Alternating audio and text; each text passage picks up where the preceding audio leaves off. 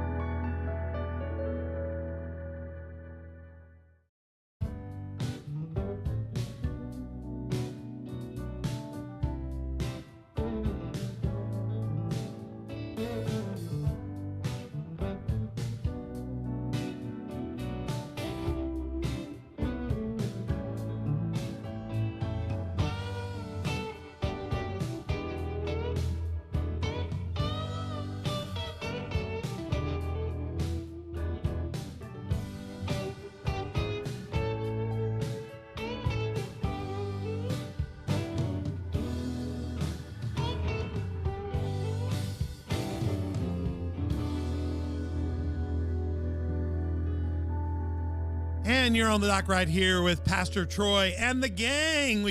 I tried to say cool and the gang, and our lawyers told me we couldn't do it. So Pastor Troy and the gang on the dock.org. We're here every Tuesday and Thursday, dropping incredible episodes out of the clouds and into your lap. It's an amazing feat that we can do here.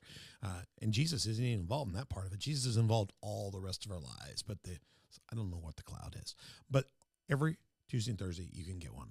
Just find On the Dock with Pastor Troy, and we'd be glad to help you. We're all about our theme. Our credo is conversations that'll get you up out of the seats after the show and get you out into the deep doing the things of God. I love that picture. Get off those chairs after we're done. We're going to give you something to work with, get you out of that bay, into the past, into the deep. Keep your eye on the lighthouse, and Jesus will guide you home. We're excited about being here. We're on YouTube, Spotify, and iTunes. Those are our featured sites. You can watch us on YouTube, Spotify, and iTunes. You can hear us, and we'll try to describe stuff best we can. But get linked up with whichever ones work for you, specifically all three of these, or at least two of these, depending on your Droid or iPhone. And when you get there, hit subscribe, like, notify, tell other people about it. When you subscribe and notify, it'll tell you every time a new one hits, so you don't have to just go look all the time. It'll say, you got another one. You go, wow, On the Dock's here. So go to Google Play, also Facebook, Roku, Rumble, Sermon. If you just don't like those three. I don't really like YouTube, but they're our best thing. But Rumble's a good alternative. On Sundays, we get cut off YouTube all the time. Facebook, they hate us, but they never cut On the Dock off. So give them some support, and the higher our numbers get, the better our algorithm is. So go do that. And again, subscribe, hit like, notify, tell other people about it. And we could use your help. Go to your Droid or your iPhone app, download the thing called My Patreon, or Patreon app, and look up On the Dock with Pastor Troy. We have 4 levels of partnership.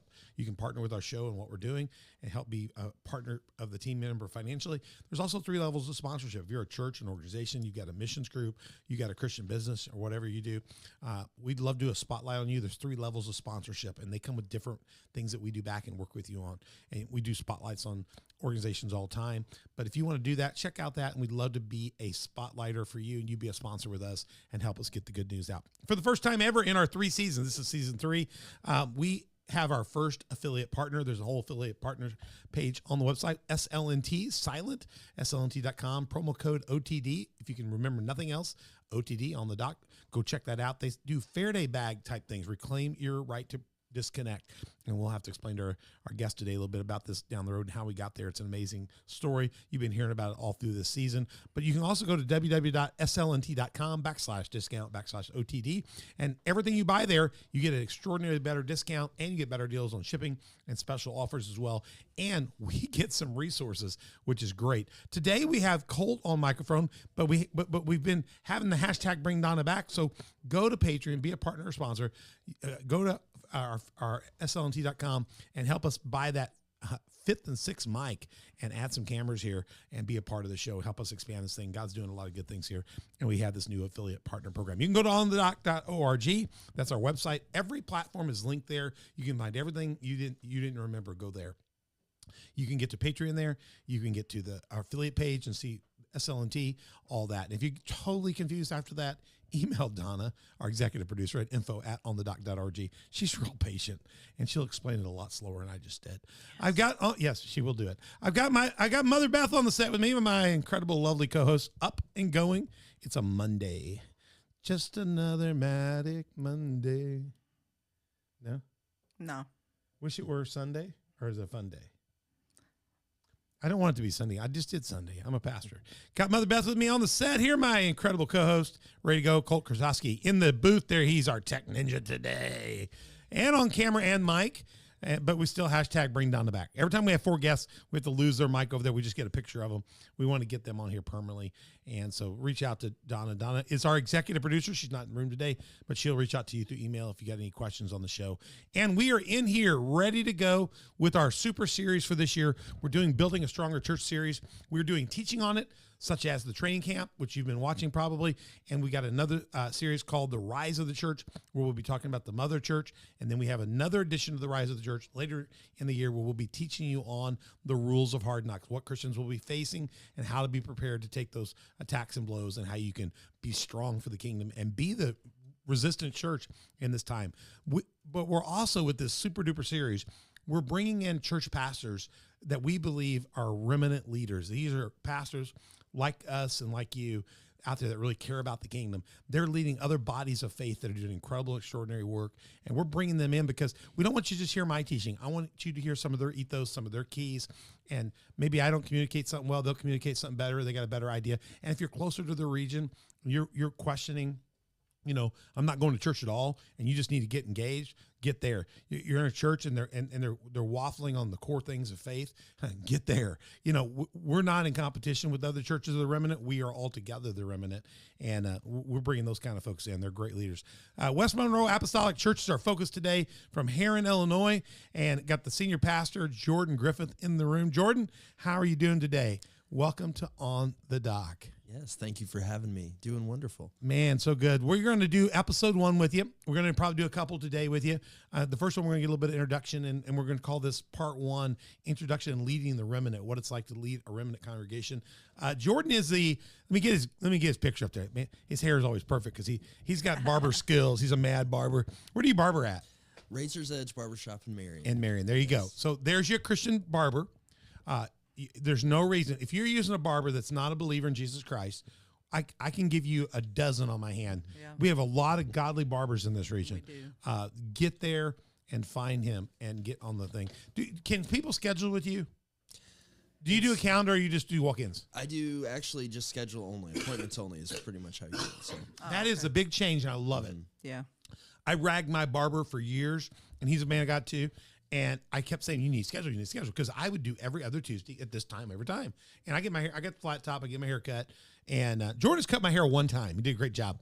My barber was out of whack at the time. And so I went in, Jordan kind of filled in and pitched it. And you cut a bunch of other people I know. I mean, you cut a lot of hair. And he's right next to my son's shop. If you know where Crown Brew is, we've done features on Crown Brew. It's right next door there. So you can get your Crown Brew, go get your haircut, come back and get another Crown Brew, and go home buzzed. And double buzz. You get buzzed and real buzzed. I think going to the barber shop or the beauty shop used to be like a social event. It is. No, so his barber shop is. No, but I mean, people didn't mind just going and sitting and waiting their turn, and then women are just there with their perm and their hair dryer and whatever. But these days, people are too busy. Yeah. They want to get an appointment and get in and get in and get out. And, you can wait a minute or Exactly. 2, 3, but you know when you get Yeah. in, I like it better because I told him, I said, I want to come every week. Every other weekend. And so now that's all those guys do over Church Street. They just do schedule. They take a few walk-ins, but if you walk in, you're just like, well, maybe. You know, they might have a seat, but you're kind of at the will. The walk-in's no longer in front of you. The walk-in's kind of gap filler. Yeah. And Right. I really kind of like that. It's a whole change in that world there. But Jordan is the senior pastor of West Monroe Apostolic Church. So check out that incredible graphic there on the thing. Their church meets out at, I get the address. Do I have that? I don't have the address up here. I should have put the address. I do have the address right here, someplace here. I can get it to you if you did. Okay, yeah, do that. Do that. No, it's out on West Monroe and 30th. Yeah, the right at corner, the West corner. Monroe and 30th Street in here, and it's been there a long time. Yeah. That's why it's West Monroe. West Monroe Apostolic Church. Look, 105 years. This 105 Wow. years. That's amazing. I saw your 100th anniversary thing a few years ago. That's so fantastic. When you're going through here and go over the railroad tracks, okay, all the streets are named after presidents. Monroe is like really quick. All right, you're going to take a left. You just keep going down that and keep going down that. And you're going to see it on the right. It's the biggest thing down that street by far. Yeah. And you can check it out at wmac1.org. They have all the links there. Email them. If you have any questions, you want to talk to Jordan, email him as well as at wmac1.org. They got a great Facebook page, lots of stuff going on. Sunday school at 9:30 still, is that right? Yes, sir. Sunday worship at 10:30, Wednesday at 7. We always get this stuff out. If people quit listening, at least they got to figure out where your church is. And that lovely woman, Destiny, is that you get her to marry you? I did somehow. Man, you did good. You still have 2 kids? 2 kids. Two yes. kids. I stole this off his pastor appreciation stuff here, and got incredible wife, kids. Wife's got a great background, also in ministry. We'll find out more about that in a minute. But let me just say that just an amazing background. Jordan became senior. When did you become senior pastor? Well, so we're recording this on a Monday. Yesterday was our 1-year anniversary of being voted in as pastors. Wow! In our church. By the time you hear this, it may be one and a quarter. This episode will go out Sunday, but it's over 1 year now. When you're hearing it, it could be deeper than that. 1 year. Wow! I remember being there that day for your consecration came a little bit later than that. Yeah, what a great service! I mean, Yeah, it was. we just loved it. We just loved it. I always love going to your church. It's We just do. so much fun. We just get the along so- worship is so good. So good. And everybody gets involved. I mean, it's just, yeah. Mayor Fertini was sitting next to me, and we're good friends. Mayor and I are good friends. Mayor's a great man. He always shows up and supports everything going on in the community, and I love our mayor for that reason. Mayor looks over me. We have set a lot of things together, and he looks over me. He says, and a lot of times I just let the mayor run when he's out here for fun day. He's in charge of all the politician, does all the stuff, and so he looks at me and goes, he says, we're worshiping. He sees us jamming and stuff. He says, I think I'm in front of you. I'm going to leave you a little extra more time in me because I think you're going to do better in this target-rich environment than I will. You know, I said, Mayor, I can handle it. So that's why when I helped him out the stage, he'd already said, I'm going to give you a little extra. So he inspired me to kick it up a notch. So the mayor was trying to groove with us, you know, he's trying that, but It was a great day. It It was- was an honor it that you guys were there, as well as the mayor. yeah. All the guests that Gosh, came. we were It was honored to be such an there and to honor. speak a bless on you. I came kind of on behalf of all the ministers in town just to welcome Jordan to the senior pastor to our area. It's a small group of leaders that lead the spiritual life of the Heron community. And I want to say this. I'm going to put your dad up here. I don't know what you do with Terry and Mona. They're incredible. I guess Pastor Emeritus is, forever. They're just kind of there. They're always going to, their heartbeat's always there. Mm-hmm. And what's been great about y'all's transition is nothing but exciting. Your dad, from the first day, he called me to tell me that, he told me a while ahead of that you would be the guy. He really wanted that, and he saw that, and he said, "Will you do whatever you can to mentor and encourage him, Jordan along?" And I said, "Absolutely." He called me just to ask me that. Wow. Just asked me that. He's wonderful. He did, and I absolutely. Your mom is well. Your dad's great, but your mom's probably better. But she can sing. The girl can. Your mama can sing still, man. Yeah. She can bring it. You think she'd slow down a little bit, but she can lead that thing. That she was kicking it. Gosh, and just the service was fantastic. But your dad's incredible, and your mom's incredible, and so Terry and Mona Griffith, we honor them. We honor your parents. When I was beginning in ministry, he took care of me. Mm-hmm. So wouldn't you agree? Yeah. He was my north there, and a guy that I could look to and know that we're talking about today about the remnant. He was a pastor then I knew that wouldn't compromise. And And when I was going off to seminary, I knew him before I went to Methodist seminary. Now think about that, Methodist seminary. Methodist should be holiness, and it is, but the seminaries aren't. They are de-holiness. So you get the Methodist seminaries, they're just woke beds of liberalism. And I was, because of guys like him and my mentor, Fred Bishop, and I had Shane in my life, and Steve McEwen and I were both youth pastors in those days. And I had people that I was going with No Greater Love on the streets doing ministry, and we were doing Expo Fest in those days. I had enough people around me that could keep my north, so that when I came through the seminary, I got their credentials, but I still had Jesus as my guide. Mm-hmm. And your dad is a part of that. And when I came back out and went other places, and then when I finally moved back here, 20 years later, your dad was one of the people that just arms wide open. When I got ready to start the Heron House of Hope, he just said, just call me and tell me what you need. And so I want to tell you, your dad's been that to me. And just on the record, there will never be a time that my wife and I won't be there for you. Well, I appreciate up front. You know, that's the way the Levites should work. The Aaronic family should work. So It's exciting to have you here. I'm so excited about your leadership.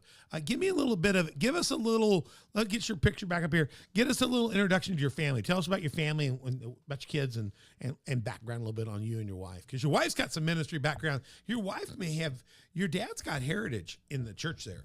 But your wife's got some heritage too, doesn't she, in the church? Does, Let's hear that. Yeah, my wife, as you see, beautiful wife. We have been, we were married in 2015, and very thankful. We've known each other our whole life, and she had went off to a Bible school seminary herself after high school, and when she came back, that was kind of the time that we maybe changed our relationship, kind of got a little closer, and led to eventually dating and getting engaged and getting married. Does she have? She's got family that has been in ministry at that church in the church's history. As pastors? Yeah. Her great grandfather at one time was pastored our church before your dad. Before my dad. And then actually before my dad, my grandpa, my mother's father pastored. So this is who was the first pastor? Who was the first? Go back. Was that connected to one of your families? Even the first pastor? It was not. Or did it come in later? No, back in 105 years ago when the church started. It was the first, I would say, 40 years. There was quite a few different pastors because their custom at that time, at least for our church, they would pastor 3-4 years, maybe move on to a bigger church. Or they would go and build another church. You know, they'd be the church planner, and that's what we did in our church career. Planners. Yeah, and so there were a lot of different pastors that came through. And as you settle in, you begin to start identifying that long-term lead. Exactly. So so her, and when her grandpa was there, it was quite a ways back, and I remember it was quite far back. Yes, and so it was, like I said, it was at that time. It's kind of was when the norm was to be there for a shorter period of time, right? And then some leaders rose up that were there for longer periods, and that kind of has been. And then the your case grandpa recently. was there when? He was there from 1975 to 94. And he passed it to your dad? Yes. So after when he left, my dad was pastor from 95 up until this past year. That's incredible. Mm-hmm. That is just absolutely incredible. And so here's the deal. Do you get home with your wife being trained, you know? Do you get out of the pulpit some days and she goes, "Man, you blew that. That was terrible." She's nice. Is she nice to you? Yeah, do you see her tapping her foot occasionally and going, "Boy's on the wrong track, you know, hunting the wrong rabbit," you know? Hey, she regularly does let me know that I don't have to go quite as long as I hear that. Want to. I hear that too. But she's wonderful. She says we can tighten it up here a little bit. You lose a few of those examples. What happens? I can get 3 examples deep and forgot what the point of why I was going 3 examples deep, and then my wife will holler out, "Get back to this point," and I'll be right back on the rabbit again. You know. So I'm fortunate. My wife got her degree with me. I write well, but I write in run-on sentences with lots of comma splices. I can write, but I can't like grammar stuff well. So all of my masters, all of my doctorate, I would send papers to Beth and she would read them. And so everything I've written, everything I've read, everything I've summarized, she has been my editor to it. So she has a co-degree with me. And then I would send it, like when I did my doctorate, I had to went to Texas and go for 2 weeks at a time, different times of the year. And so I would write a paper to I'd be at the dorm room writing the paper till about midnight, and then I'd text her and say, "I just emailed it to you." And so when I'd wake up at 6:30 and 7 in the morning, she would have it fixed. And if she couldn't fix something because it was so ununderstandable, she'd say, well, you're going to have to clean this up. And then I'd fix that real quick, print it out, and go to class. And so my wife and I got co-degrees. Okay. Yeah, we're co-pastors. She should be like the second doctor. So she taps her foot a lot too. Yeah. So. Well, hey, my wife, I can't say enough good things about her. She in all of my weaknesses, that's her strength. And so we thankfully complement each other. And you got 2 kids? I have two kids. One 5, Tatum, he's the oldest there, and Oliver is our youngest. He's about a year and a half now. That is fantastic. Wonderful. When did you start into ministry? I know you're born in the Levite household. Just because you're born in doesn't mean the preacher's kids can do all kinds of things. But when did you kind of make the transition that I think I want to get into at least pastorate, or when did you even think about being a lead pastor? For me, I may have maybe a little unconventional for a lot of people. I am definitely a testimony of just getting involved in anything I could, and as pastors' kids, that naturally happens. But sometimes they get involved in everything that's bad, and then the dad's true. like, "Oh God, again, they were around town because sometimes it's the other way. Yeah. They get involved in everything bad, and then it's a challenge. You got involved in the positive. I like to think so, as much as possible. Breaking news right now. Stand by. Jordan Griffith's going to tell the truth here about. Yeah. No. Go ahead. I've always had a heart for the church, heart for the people, and to see the church succeed. And so that involved a lot of things. That involved making sure that classes were ready to go, or especially I think when I was going through junior high, getting into high school, kind of that heart for our youth ministry, making sure that things were ready to go for our youth class. And that was just something that had always been there. Now, a lot of people that have known me when I was younger and maybe haven't, maybe they've moved away or something, haven't seen me grow up. They always come and say, I'm so surprised because that you're pastoring. And the reason is naturally I've always been more of a shy person, more of an introvert. And so that is not always the case for pastors. And so, in fact, it is one of those things that even to this day, I have to naturally step out of my comfort zone. And when that started happening, that was kind of a God thing to say, hey, there's a purpose for your life that's going to require you to step out of your comfort zone. And I think that started happening in high school. And when I taught my first lesson was in a youth class. Never forget this. I taught on the light, that Jesus is the light. And there was a girl there that was in school, and it was her first time ever actually at our church. And I don't know if she went to church anywhere else at the time, but when I finished, I didn't really know how to close it. So I got done teaching the lesson and just said, hey, does anybody else have anything they want to add, to the just kind of an abrupt ending? And she raised her hand. I said, yeah, what would you like to say? And she said, well, I think what Jordan was trying to say was this. And I knew that, oh, man, that's not a good sign. Say what you were trying to say. So I say that to say that, that it's definitely been a journey for me, that it's not one of those things that maybe from preaching that aspect of pastoring is something that I've had to definitely grow in. Mm-hmm. And then the other parts of it are the things that I guess I have more of a natural. Well, you've been around the mechanism doesn't startle you because you've seen it. You've been around the meetings and the family and what goes on, the flow and the seasons. Having to prepare a message week in and week out, sometimes twice a week. Yeah. Do you guys do groups? What are you doing on Wednesday night? You're doing a message on Wednesday night, teaching. Yes, and we have different classes throughout our building, different age groups. We kind of break it up.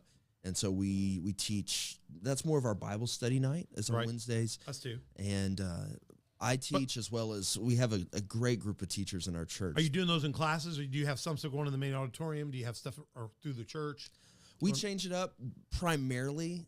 Most of our adult ages are going to be together in our sanctuary. I can see that. And then we do a couple times a year, break that up, split it up between men and women, or split it up between maybe 2 different subjects that we have going on in the church. And let people decide. Let people decide. But primarily we're together. I'll say one thing kind of going back to, you mentioned my parents. Yeah. My parents modeled what it meant to be a pastor and a pastor's wife. Absolutely.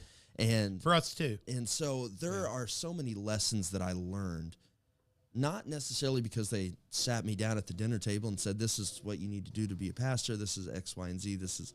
But just with their life and how they lived it. They lived it. Does your wife do some teaching in small groups and different stuff? Does she lead any classes or anything like that? She's an amazing teacher. I bet. I tell you what, she's taught way before I was teaching. She was teaching. Well, your mom teaches. Your mom is a leader like that. Your mom leads worship. Your mom leads in classes, and I know in Bible studies, her and I have even had dialogue over stuff where she was going to lead, and she wrote me and say, you got an idea on this? So your mom and I have had text exchange over messages and stuff, and so I love the fact that you've been mentored by a good teaching team, and then now you got your teaching team. I love that. The household thing. I love the fact that you're now 3 generations. It defies a lot of the odds because Jesus struggled in his own hometown. You know, a lot of us struggle in the hometown. The one thing I was told when I was in Methodism, when you get into your candidacy phase, you have to go interview 3 like retired pastors, and you have to ask them some questions like, do you have any advice of what you would do or wouldn't do in your career? You know, that kind of thing. You kind of write up about it.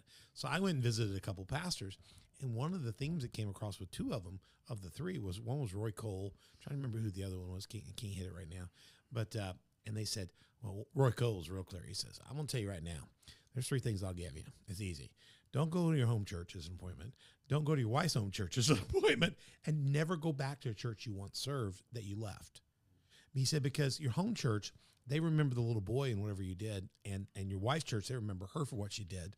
And then if you go back to a church later on, even if that church got bigger and you've elevated your career and you come back around, they only remember you for who you were, and they won't recognize the change. They'll think you've changed. You have changed. You're a better, stronger leader or whatever. And so he said, those are my 3 recommendations. So in general, what he was saying is it's tough to go to your home church. You stepped right in behind your dad who stepped right in. You guys have a different culture there. Yeah. So that you've broken that. Because I'm watching some of your services now and stuff because they're online. You can get online and check them out. They're rocking it. I saw no hesitation. I don't think that's been missed. And I don't think it's because your dad's still around at all. I think that's because people know you and they see you through the lens of generations of excellence.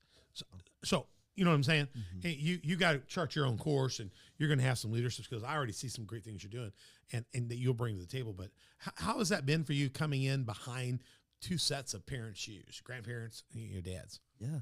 Well, and my wife also was raised in our church. Absolutely. So we got it from both 4 sides. sets. 4 sets. Right. So we have it from both sides. I mean, they kind of say, you can't do this, dude. You can't move this pulpit 12 inches to the left. If you move this pulpit 12 inches to the left, Sister So-and-so is going to explode back there. Yeah. Have you gotten any of that? I'm sure it exists. I got it. And I wouldn't. Sure I went to one church, found out you couldn't do this or this. And then, so, you know. I'll tell you this. Once again, I'll brag on my parents.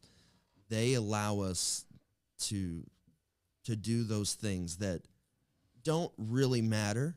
You know, they may be stuff that they like. They have figured out what matters and what doesn't matter. Yeah. When I was at my one of my churches, Pawnee, I'm just going to name it church. We had guys that had been a pain in the butt. Man, they'd gone through before I got there. They'd gone through 8 pastors in 20 years, or like 9 pastors in 20 years. So when the bishop appointed me there, number 1, I think she's trying to get me killed. Number 2, the key word there, because I've been a bit of pain, but. When she appointed me there, she said, you're the one guy that can change that because you're tougher than shoe leather. You plant churches. Even if they all left you, just restart. You'd be glad because you could start. You have a great building. And so, and that I am. I'm very, very focused. So I got in there and figured things out, and I found out who the pastor killer was. And I kind of tried to make peace for a while, tried to bring them on the inside. I was told by everybody, don't do it. I said, I'm not going to do it. But as a new pastor, I got to give everybody their time. I know that you tell me they're a goat, but until they kick me, I'm going to treat them like they're one of my sheep. And then if they bite me, I'm going to start treating them like a wolf in sheep's clothing. And then we'll do what we do to wolves. We slay them or we cast them away. And so so he didn't bite a lot, but he had a rule. I had two services. I started a kick-in service in the morning, and then I had the old dead Methodist service, at 11, or we had it early. The dead Methodist service was early. No, it was late, and it had to be. He told me when he got there, he said, "Now, preacher, if you can't do it in 1 hour, I'm not going to be here." And so 1 hour, you see him get up and leave every single Sunday, and I don't. Fine, leave. I tried not to be over an hour in that service because it didn't matter. But the first service I had like 2 hours, so it was nice. We were kicking it, and people were being filled with the Spirit. But this old Methodist church was into this thing called religion. So I had a Pharisee and Sadducee service, and then I had a kick and holiness service. It was like I was like bipolar, man. I had to change suits and clothes between. And so one day, I had got to give me a message, and there was a couple people that were in the service there, and they were really under conviction. You could, when I walked out and was speaking to them, you could see they were going to come to Christ. You could see it on their eyes. There were tears. And I was giving the invitation. I stepped down closer to him to talk to him, and he got up, and like he would normally do, he walked out the door. And when he walked out the door, it broke the spirit in the room. Well, because he kind of made he made a little bit of a stir about it. And I had somebody playing the piano behind me a little bit. And normally he would kind of quietly go out. And I don't care if you quiet. People got to go out of your service all the time. But he made a stir, and it broke. Everybody turned. Yeah. And I lost him. That was the first time he had caused me to not be able to connect with somebody for Jesus Christ. And I stepped back up. He was out the door. And his wife came separately because his wife was embarrassed by it, always. And he was home. And I went back in the pulpit, and I looked at the worship leader. I said, "You close the service in prayer. I'm out of here." And I went out the other door, got in my car. I pulled in behind him at his house. And I said, "Homer, I don't care if you leave. You can leave every week. But if you ever disturb my service one more time, if you ever break the spirit one more time in my service, I'm going to kick your butt out of this church. Do you understand that? Do you understand that? It's one thing for you to leave and be a butthead, but you're not going to cause people not to come to Jesus Christ. And if you do it again, you're not coming back here. I don't care what I have to do. You're out of here. I'm telling you." And he looked at me and he says, "You're the first pastor in 50 years to have enough gumption to stand up to me." He says, "I'll never disrupt your service again." Wow. Mm-hmm. He said, "You're the first pastor to have enough guts to take me on." And we had a changing relationship. Now, I'll go 7 more years. I moved the service 15 minutes at a time. We grew enough that I needed to put another service in the middle. I moved the service 15 minutes at a time, which meant they had to go a little later, and that caused him to leave the church. And so he left the church, and that was okay. And everybody's good because it let other people come to the kingdom. And I had almost all 8 pastors that had been burnt through by him. He had destroyed pastors. Called me and said, "You got Homer to leave?" I said, "Yeah." He said, "I just moved the service 15 minutes. He said, had we known a 15-minute move of service would have got him out of here, we'd have done that 25 years ago." Wow. So when I talk about remnant resistance, there's lines in the sand there. You're going to run across those. I'm glad you haven't run across Homer yet. Hopefully he won't come this far south. He's stepping Pawnee. What does it mean for you? We're talking about remnant pastors. Hang on a second. I want to do something real quick. He's described as give me a little, before I get into that, let me do this first. Give me a little description of the life of West Monroe Apostolic Church. Tell me a little bit about, what's happening there. What's your vision and mission there? Just give me a little bit, just get a little picture. Yeah, absolutely. Let me do that first. No, our church, I'll say, first of all, I love our church. I know you do. I can tell. Thankful I love your church. I'm thankful for our church. And it's, we've talked about my parents. We've talked about. If Homer comes here, I'm going to your church. There we go. Hey, I'm serious. Welcome. No. I'd go to your church in a split second. I'm telling you, I would attend their church just right now. Well, we have amazing people in our church, and good people. And you're talking about Homer. I heard someone say here recently, every organization, whether it's a church, a company, they're going to have a Mr. Grumpy and a Mrs. Grumpy. Well, that's called the Muppet. The two guys in the Muppets, Homer and Statler and Waldorf, you're going to have them. Absolutely. And even if you get rid of I know even if I run Homer out, the devil will send a new Homer or raise up a new Homer.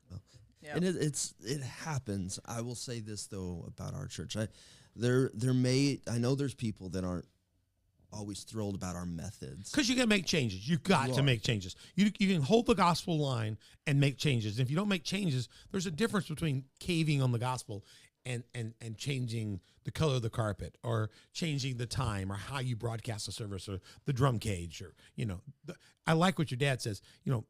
These things aren't important. Yeah. But some people, it's what lowers their shields to let them enter in, and then you got to navigate around those, right? And you get some people that are uncomfortable with that. And at the same time, they may not be comfortable with the method, but what we have, I think, is a lot of people that have married themselves to the why behind what we do. We're trying to make a change here, and they trust you. Exactly. And in that, hey, the method may not be what I choose, but this is my church, and we exist not just to, right. We're not about, it's not about the pulpit being in this space or the service being at this time. It's 15 minutes, got Homer out of there, man. I'm telling you. 15. Yeah, 15. 15. Well, I moved the pulpit one time. They about had a heart attack. Yeah. Because we moved it between service. They said, well, it's about 6 inches over. Yeah. And then I got rid of it, and I went to a glass one. There you go. Yeah, I got rid of really ruffle some. I got rid of the other Statler and Waldorf. I got rid of Waldorf. Yeah. It's okay. But you need to find out where your Pharisees are sitting and Sadducees are sitting. Sometimes you just have to wait on them, and God can break their hearts. Sometimes he can't break their hearts, and you just have to do the right thing, And we have to remember, I think, the church is the one organization who says that is not about us completely. It exists for its non-members. It's not. Yeah, it exists for him and for us to reach that lost sheep. And it's quick to go, this is my church, but it's his body. Absolutely. And those things got to be consistent there. So give me a little bit more feel there, if you would. Yeah, and so we have people. One of the things I love is that we have a wide age range in our church. It's not just a young church. It's not just an older congregation, but we want to be the church of Heron, which means that Heron's represented in our church. Yeah, it is too. I feel that. And Heron's, so it's not just a young community. It's spread out. You're a very diverse age church as well. And so that's our. I'm in a different position out at Community Faith. We're out here right at the crossroads, so we have a bunch from Carterville, and a bunch from Marion, a bunch from Heron. We have a few from Carbondale, and a couple from McCanda, and a handful from West Frankfort. And it makes it a little different because I have to work both with Steve Fertini, the mayor over Apsher, over in Marion. We do a little bit with Carterville. I work with three different ministerial alliances. I thinned some of that out just because they just weren't doing anything significant. And, I do a lot more work in Heron because I'm from Heron. Our family's from Heron. I gravitate to Heron more. Marion's got a couple other churches that take pretty strong lead. But in Heron, you guys, us, CLC, a couple other churches do a little bit. But really, Heron really needs the spiritual lift that you guys give. Big time. I agree. Absolutely. And that's.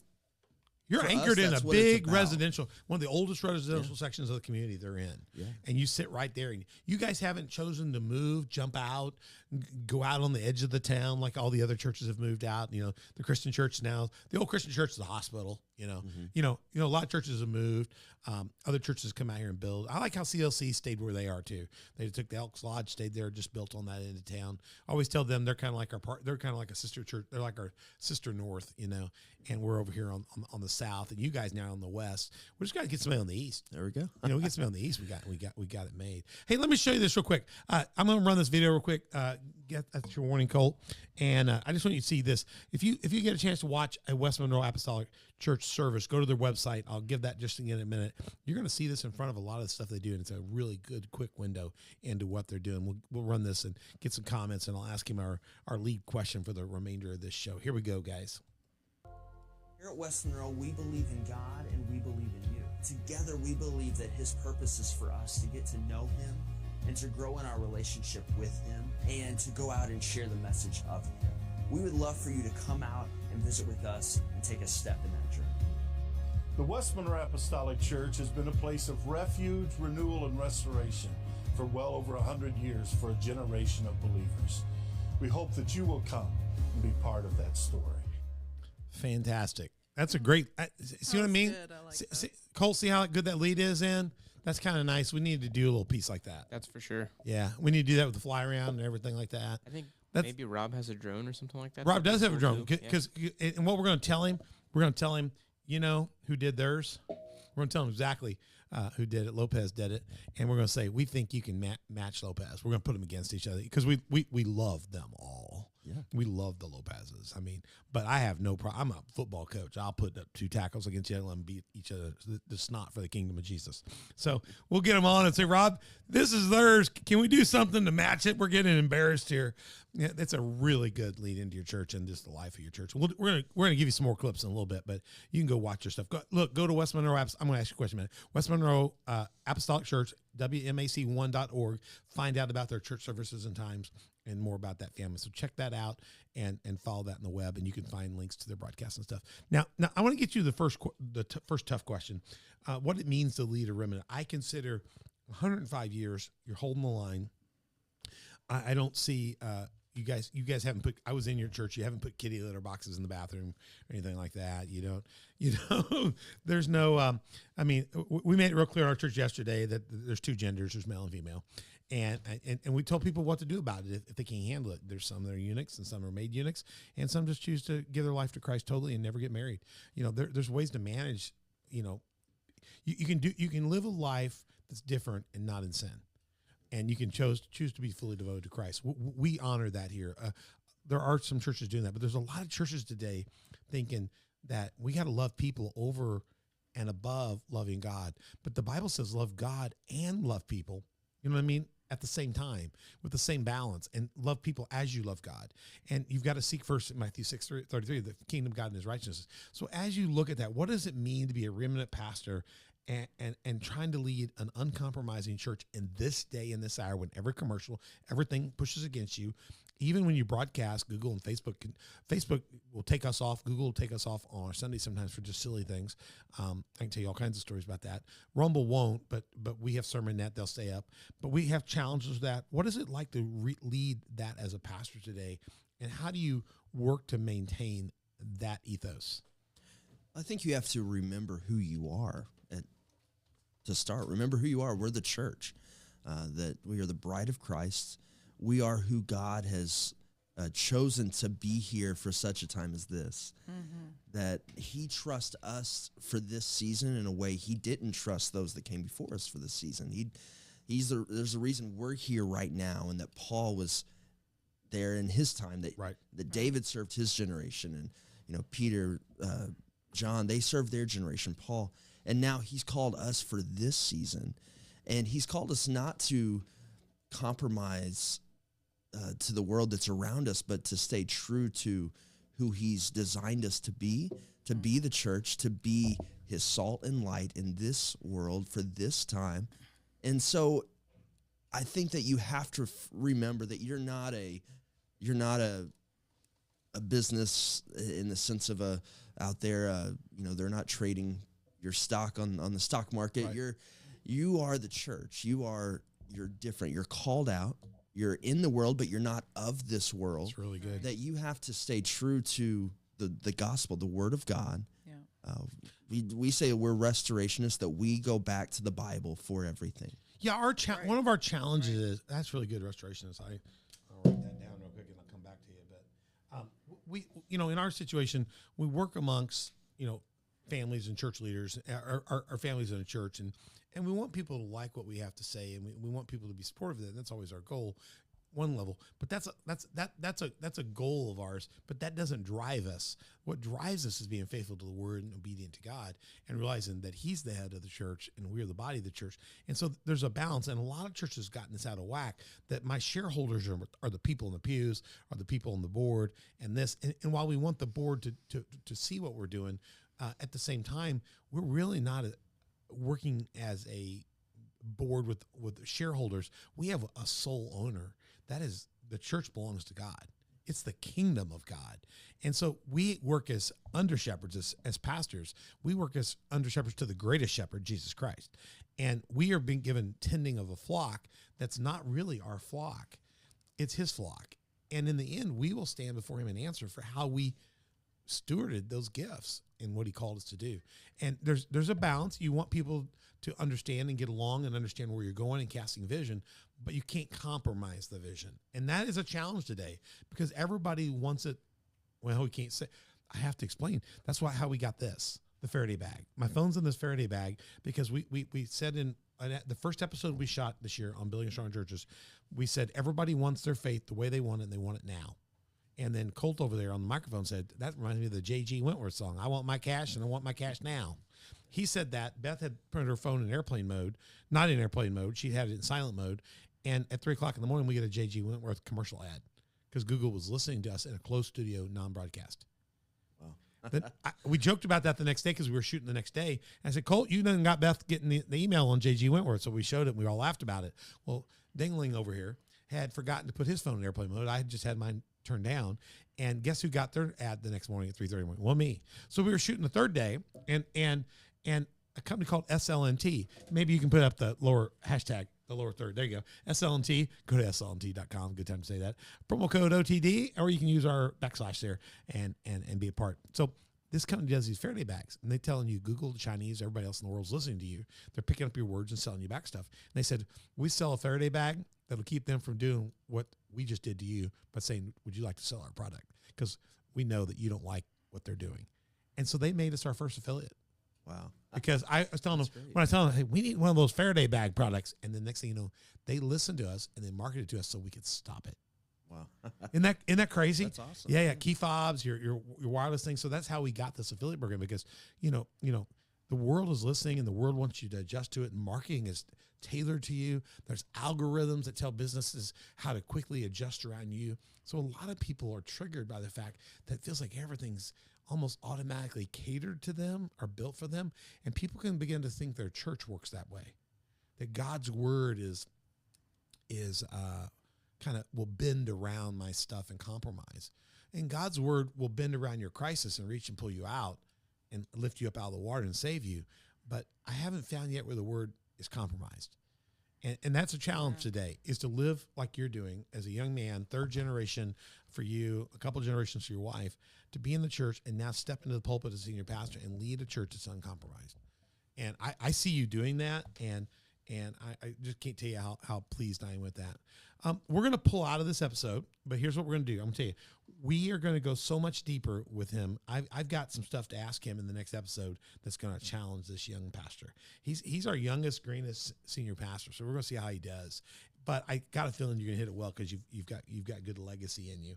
We're going to talk to you a little bit more in the second episode. We're going to give you some shots of him preaching. You get a chance to see him preach for a little bit here in a minute. Well, I got to tell him that story go about ahead. Caleb real quick. Yeah, go ahead. Our son went to college in St. Louis, and when he started going there, he started looking for a church to go to. All over. All over. He found this one, and after the service, he stopped. He waited to talk with the pastor, and he started asking him all these questions. I mean, these really deep spirited. What do you believe about this, and how do you feel about this? And and he said the pastor finally stopped and looked at him and said, "Who are you?" Yeah. College kid. He's just like an 18, 19-year-old kid, And Caleb said, my dad's a pastor. He said, okay. But, Makes sense. He's asking questions about free will and his theology and being filled with the Spirit. And that's how we should be. And then he challenged it. His answers weren't sufficient. They weren't. He had an anti-Holy Spirit theology. They had a once saved, always saved theology. But what they'd done is they'd redressed it in a modern church wrapper, so to speak. So it didn't come out in the name of you couldn't just grab a denominational name and go, this is what they believe. It was kind of hidden in there, but it was a pop church. So it looked like it was kind of spirit in bubbly form. But when he would hear the preaching, he would hear triggered words, like you're coming to find Christ, like you lost him briefly. But it's good to know. I mean, that's why you should be in your Bible yourself daily, and you should be learning yourself what is true and know what's the bottom line. What are those? And that's what we're going to talk about in the next episode. Yeah. We're going to talk about ethos and mission and moorings and anchors and what holds you, Dustin. What holds destiny? What holds you in place? What holds your church in place so that your church is 105 years? 105. I have no doubt West Monroe Apostolic will be there another 100 years. So it'll be there because they have moorings and they have anchors, and you have moorings and anchors. And that's what we want to get at the hardest in this series. Building a Stronger Church series is all about giving people, we're going to talk about this next episode, strategies for such a time as this, a strategy and outlook to help pastors. We want you to encourage other pastors to hold the line. Hold the line. Braveheart, hold, hold, don't give. I know Statler and Waldorf want you to give. Don't, we're not talking about moving pulpits. We're not talking about moving. We're talking about deeper theology, things that really matter. And you and I've got people around us that if I started giving all those things, they'd come slap me and talk to me and love on me and say, you need a break for a minute. You've been brainwashed. I've got Fred Bishop and Shane and Beth and a lot of people around me that Steve McEwen would come and just say, dude, you need to go on a cruise. You've gotten compromised. You've got people around you that, your wife would just start off by beating you senseless because she's theologically trained. You've got good people, but pastors right now are coming to crossroads. They're trying to decide, do I want to lead the church or do I want to lead a popular church? Right. And the popular church, you can be a popular church. I think it's tough right now leading a popular church in this time because what the Bible offers is not popular. Yeah. But I believe as times get tougher and tougher, the remnant pastor leading the resistance church, people are going to begin to go, I need to find North back. But you have to give up that desire. Confuse kids. To have a popular church and change it for the desire to have a deep church. That cry to God comes, they're going to be looking for a church. Go ahead. I think the better question that you have to ask yourself are, do you want to be a relevant church or a church that isn't relevant? And relevant doesn't mean popular. Right. When you're relevant, that means that there's a higher purpose for you to exist. Yeah. And so when you are anchored in the Word of God, that's what people need. That's what people what I find is that they desire that. Yeah. And so that is what makes you relevant. It's not looking to the left and the right to figure out how we should do things. It's looking to the Word of God and saying, this is my example. Yeah. And when you stay in the Word of God, you'll always be relevant. Yes. You'll always be relevant, which is where you want to be, because if you're not relevant, you are. I think that's very wise what you've said. Yeah. We will come back to that later because I've got that down here. I do think people get confused, though. And my example is when you're at the fair every year, the cotton candy, I see that big old thing of cotton candy, and I go, I need that. We want that. And I think a lot of our church people get caught by the cotton candy of the world. And you go eat that cotton candy. And if you know anything about cotton candy, you guys all know this. You eat cotton candy, and if that's the first thing you eat at the fair, you've got the jitters and the shakes in a little while. And you find out all that fondue, that big hair blowed up stuff is really, if you ever seen it when it shrinks, you ever bring one home, it just shrinks into nothing. You find out quickly there was no substance there. There's no thing there. I think a lot of people like the pop culture, but when they get to the end of the day and when they start seeing what's happening to their kids, they go, this is not sustainable. This is not real. This is not nutrient. This is not of the Lord. And I think we're in a moment right now where people are caught by the pop, but they're beginning to realize these people are killing themselves. They're committing suicide. They're drowning in their own hot tubs on drugs.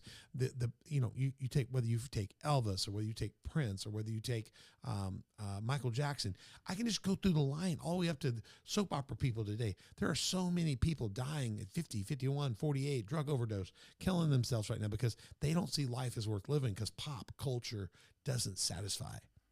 And when people wake up, I think what you're saying is right. They want relevant and a higher purpose. And that's where the church has to hold the line. People are going to start looking around. I think some are looking now and you're there, but I think very soon there's going to be an awakening on that. And I just think a church like West Monroe Apostolic is an answer for you if you're looking for that. We're going to come back in part 2 and get into the strategy and outlook. It's going to be deeper, much better. And Jordan, just a great beginning conversation. Mother Beth, great thoughts there. Colt, it's been good here. We'll be back with part 2 real soon here. But in the meantime, go to onthedock.org. Find out more about this show, season 1 and 2 and 3. Make sure you're watching other episodes that we're doing in the Building a Stronger Church series. Email us at info@onthedock.org if you'd like more details on how to link up. If you want to find West Monroe Apostolic Church, they'll be in our description notes of this show. The link to their website will all be there. Donna will put that in there, and we'll make sure they get copies of this in advance. When the show's going to go out, you'll be seeing it coming. So check out that church home, and there's a lot you can find out about that. Go to YouTube, Spotify, iTunes. No matter where you found us, find us on another one. Have a backup plan in case they boot us. You never know. So get out there. And Facebook, Instagram, Twitter, Telegram, and Getter are our 5 social media sites. We'd love to hear from you. If you've had an experience, if you want to find out more about this church, you want to tell us a little bit more about what your ethics and your moorings are, and what's real for you and what's cotton candy for you in your faith, we'd love to have a dialogue with you about this and connect you with it. Anything you want to know from Jordan, we'll get it to him so he can help you answer it as well. Donna monitors those. I do as well. And we'd love for you to be a part of this conversation. Hit subscribe, like, notify, and bug all your friends to watch this show. Copy the share link. Send it to them. Tell them they're a loser if they don't hear Jordan talk about what's going on at West Monroe Apostolic Church. Now, put good, positive peer pressure, and give good resources out to people on all of our shows and get them watching. And the good thing is, once you hit subscribe or like, you can go back and you can binge watch us for almost 200 episodes. We've shot over 300. Some of those are best of seasons, but we've shot 200 independent episodes this year as of season 1, 2, and 3. So go back and take a watch of those. You can really catch up. There's some good stuff. Go to Patreon. We'd love to have you as one of our 4 levels of partnership. Check out those levels and see how that would fit you. Very low ask there, but you can be a part of what we're doing. 3 levels of sponsorship. If you have a business organization, Christian organization, church, ministry that we could spotlight and be a part of, we'd love to have you as a sponsor. And there's also 3 levels there. And again, go to slnt.com, promo code OTD. Check out the Faraday bags and make sure Google's not listening to you when you don't want them to. What are these good for? Put your key fob in, even at your house, because the predators can now come up on your desk, on your back kitchen, where you hang your keys when you go to bed at night. They can come up and stand outside your house, copy your code, steal your car. They can now walk up to you in a McDonald's while you're in line, be taking the RFID out of your card, and before you're to the next place, they've already taken money from your credit cards. Or you can be traveling to an airport, and as you travel through, they're taking everything off your laptop or your iPad phone. You can put these in there when you're traveling and when you're unaware and you can't see things happening, so it'll protect you. So check that out, slnt.com/discount/OTD. That's our page there. If you can't remember that, slnt.com, promo code OTD as you check out. You'll get some great deals. Again, we've been here with Jordan. Jordan's been fantastic. Again, Sunday school at what, 9:30? 9:30. Worship's right behind that at 10:30. Guys, they can flat kick it. Matter of fact, the opening song here that we do, the rendition of Otis Redding's Sitting on the Dock, your brother played the keys on that with Lucas and Ben Odolini. And your brother had never heard that song. So it was the first time when we showed it to him, he did it. And he played it so uniquely Dustin style that we passed the RCA people, and they allow us to use the song because it's a unique version of it. And they really liked it. So we got permission to use that. And that's why we're able to use that song, because your brother just did his thing. And it was so fantastic. Dustin Griffith, his brother, one of the keyboard players, part of the worship team out there, just spectacular guy. And you and your brother and your family, your wife, your mom and dad, just incredible people. We highly recommend West Monroe Apostolic Church. 10:30 on Sundays, 7 o'clock on Wednesdays. Go find their stuff out. They would love to have you out there. Just go out, find West Monroe Street in Heron, go out to 30th Street. You found them. If you're on this end of town, they're on the west end. We're on the south end. Community Faith Church, COFTV.com. You can check us out there. If you don't have any place to go, you can't get to their church. I mean, somebody blocked themselves. Maybe somebody laid in the middle of the road. You can't get out there. 10 o'clock on Sundays, 6:30 on Wednesdays. But if you have to pick, go check them out first and come to us. That's fine. Or go to us, and you don't like me, go to him. We don't care. We just want to see the kingdom of God thrive. Amen. Yeah. All right, Mother Beth, thank you so much. Yeah, I enjoyed it. Colt, good show so far. We're doing well, and thank you for being on here. We'll be back in part 2 of this real soon. Don't miss part 2. We get into the nitty-gritty. Well, wasn't that a dirt band? Nitty-gritty dirt band. We get into the nitty-gritty of this thing. We love it. As we go out on this show, like we've been doing this whole season, we're going to give you a deeper look at SL&T, and we're going to see you real soon. I'm going to run, as we roll out the rest of this time, a commercial from SL&T that they get us, and you can find out how to be a part of that and buy their products. Take care. I'm Pastor Troy with Mother Beth and Colt. We're on the dock here, and we'll see you soon. There are more than 8 billion phones in the world, a fact that threatens your privacy, security, and health. With Silent Pocket Faraday protection, you can regain control over your mobile devices. We get it. Privacy and security are inconvenient topics, and you may feel like you have nothing to hide, but the fact is that in the modern world, your laptop is never really off. Your phone emits a signal, even in airplane mode. And everything from your passport to your credit cards contains RFID, and all of it contains valuable private information that is easily exploited in the wrong hands. Silent Pocket offers a range of products you already use: wallets, bags, travel gear, laptop sleeves, key cases, but with the added protection of our patented Faraday technology, which turns your devices invisible and safe from the outside world. Many industries, from top business professionals to government officials, require the use of Faraday products for the day-to-day security of them and their staff. They understand that we are constantly at risk and take the necessary steps to prevent future attacks. We offer this elite technology to anyone that values their personal data, and we are proud to offer a premium range that fits seamlessly into your everyday life, providing security without looking like a tinfoil hat. As we learn to live with technology, Silent Pocket stands on the 3 pillars of privacy, security, and health. Our goal is to provide harmony with mobile technology without risking our most valuable information. We hope you'll trust us to help you do the same.